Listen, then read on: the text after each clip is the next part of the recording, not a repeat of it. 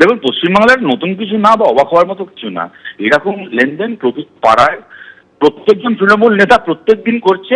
দু একটার ভিডিও প্রকাশ্যে চলে আসে, বেরিয়ে আসে, বাকিগুলোর ভিডিও পাওয়া যায় না। কে কি বলে বলুন তো? টাকার লেনদেন নিয়ে কে প্রশ্ন তুলবে? সরকারি দলের কোনো নেতা যদি বেআইনি টাকার লেনদেন করে, তার যদি কোনো ভিডিও পাওয়া যায়, সেটাকে নিয়ে সবার আগে কথা বলার কথা একটা রাজ্যের বিরোধী দল নেতার। আর আমাদের রাজ্যে খালি যে সরকারের মন্ত্রী ববি হাকিমরা টাকা নিয়ে ছবি তুলেছে এর আগে তা নয়, আমাদের রাজ্যে যে বিরোধী দল নেতা তাকেও আমরা দেখেছি নারদার ভিডিও এরকম টাকার বান্ডিল নিতে। তো স্বয়ং যে রাজ্যের বিরোধী দল নেতা টাকার বান্ডিল নিয়ে বসে আছে, সে শাসক নেতার টাকার বান্ডিল নিয়ে কি প্রশ্ন করবে? আবার আজকে যদি আপনি আশা করেন যে সরকারের কাছে তদন্ত আশা করেন এই ঘটনার, তাহলে এই সরকারের একের পর এক মন্ত্রী, যে বারাসাতের ঘটনা, সেই বারাসাতের এখনকার সাংসদ কাকলি ঘোষ দস্তিদার, এদের প্রত্যেকের এরকম টাকার বান্ডিল নিয়ে ভিডিও রয়েছে। কারোর কোনোদিন কোনো শাস্তি হয়নি, কোনো তদন্ত হয়নি। একটা তৃণমূলের কোথাও কাউন্সিলর, কোথাও পঞ্চায়েত মেম্বার, তারা লেনদেন করবে নাই বা কেন? এটাই তো দোষ। টাকা তুলবে, 75% টাকা কালীঘাটে পাঠাবে, বাকি 25% টাকা নিজের পকেটে রাখবে, সেই টাকা দিয়ে ভোট করে আরেকবার ক্ষমতায় আসবে। এইভাবে পশ্চিমবাংলা চলছে, এরা প্রত্যেকে তাই করছে। ধন্যবাদ আপনাকে। ভাইরাল হওয়া সেই ভিডিও আপনাদের সামনে রেখেছি। টাকার পাহাড়, তার সামনে বসে রয়েছেন ব্যবসায়ী এবং পাশেই বসে রয়েছেন তৃণমূল নেতা। যদিও তিনি বলছেন তিনি শুধুমাত্র বসেছিলেন। বিতর্কে তৃণমূল নেতা মোহাম্মদ গিয়াসউদ্দিন মণ্ডল, কারণ একেবারে এই টাকা গোনা যখন হচ্ছে, মানে কথাবার্তা যখন চলছে, ওই ব্যবসায়ী যখন ফোনে কথা বলছেন, টাকার পাহাড়ের সামনে বসে রয়েছেন এই মোহাম্মদ গিয়াসউদ্দিন মণ্ডল, যিনি তৃণমূল নেতা। ওই ব্যবসায়ী বলছেন যে এই ঘটনার সঙ্গে তৃণমূল নেতাও জড়িত, যদিও তৃণমূল নেতা বলছেন যে 2022 সালের একটি পুরনো ভিডিও। তৃণমূলের সোশ্যাল মিডিয়া সেলের ইনচার্জ দেবাংশু ভট্টাচার্য এই মুহূর্তে আমাদের সঙ্গে টেলিফোনে রয়েছেন।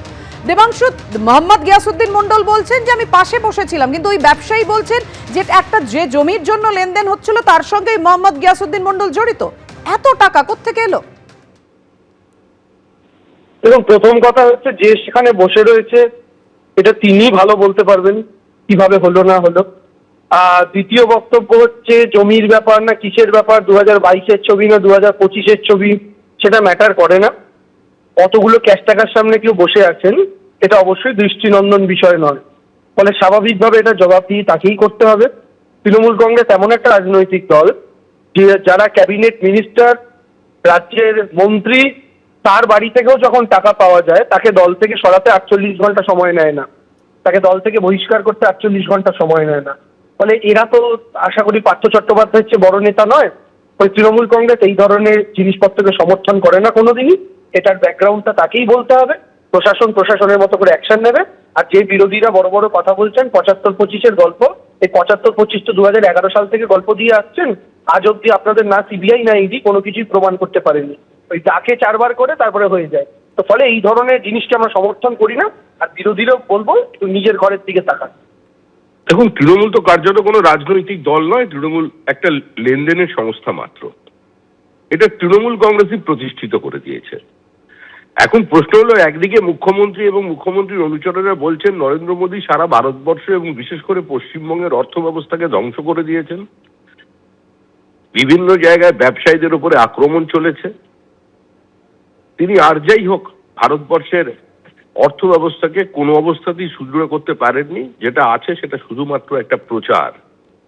কিন্তু তাহলে পশ্চিমবঙ্গের বাণিজ্য এতটা হচ্ছে কি করে? কারণ এ রাজ্যে যেটা আছে সেটা কোনো বড় উদ্যোগ নেই, কোনো ভারী শিল্প নেই। মুখ্যমন্ত্রীকে বিভিন্ন আনন্দানুষ্ঠানে অংশগ্রহণ করতে দেখতে পাবেন, কিন্তু কোনোদিন মানুষ দেখতে পাননি তিনি কোনো বড় প্রজেক্টের শিলান্যাস করেছেন নারকোল ফাটিয়ে কোনো কারখানার গেটে। এর দৃশ্য চোখে পড়েনি। সর্বত্র যেটা চলেছে সেটা হলো জমি, সরকারি সম্পত্তি, সরকারের খাস জমি এবং বিভিন্ন জনহিতকর প্রকল্পের টাকা তছরূপ।